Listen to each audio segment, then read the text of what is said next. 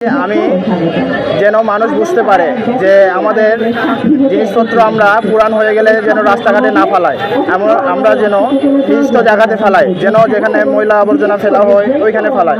কারণ এই ফেলানোর কারণে আমরা যেখানে সেখানে ফেলাই দিই বলে আমাদের বন্যা যখন হয় তখন পানি অনেক বেশি হয়ে যায় এবং রাস্তা ব্লক হয়ে যায়, মানুষ চলাফেরা কষ্ট হয় এবং মানুষ ছাত্রছাত্রীও স্কুল পরীক্ষা অনেক ওনাদের কষ্ট হয়। তো এর পক্ষে আমরা মানুষের কাছে জানাচ্ছি যে সবাই যেন নির্দিষ্ট জায়গাতে ময়লা আবর্জনা ফেলে, যেন এই আমাদের বজ্র শোভাযাত্রা নিয়ে আমরা বিদ্যানন্দ ফাউন্ডেশন থেকে আসছি।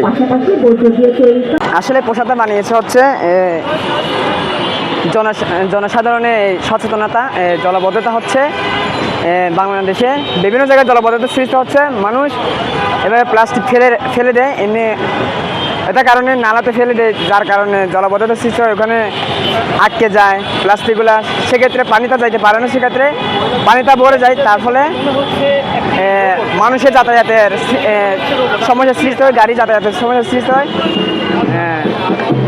ফলে বাংলাদেশে এই সমস্যাগুলো হয়ে থাকে আর কি। তার জন্য মানুষদেরকে এই প্লাস্টিকের না ফেলার জন্য আমরা সচেতন করতেছি, ডাস্টবিনে ফেলবে, ঠিক জায়গায় ফেলার জন্য আমরা হচ্ছে এই মানুষের জনসাধারণকে কী করতেছি, আমরা সচেতন করতেছি যারা প্লাস্টিক যেখানে সেখানে না ফেলে, এটা আর কি।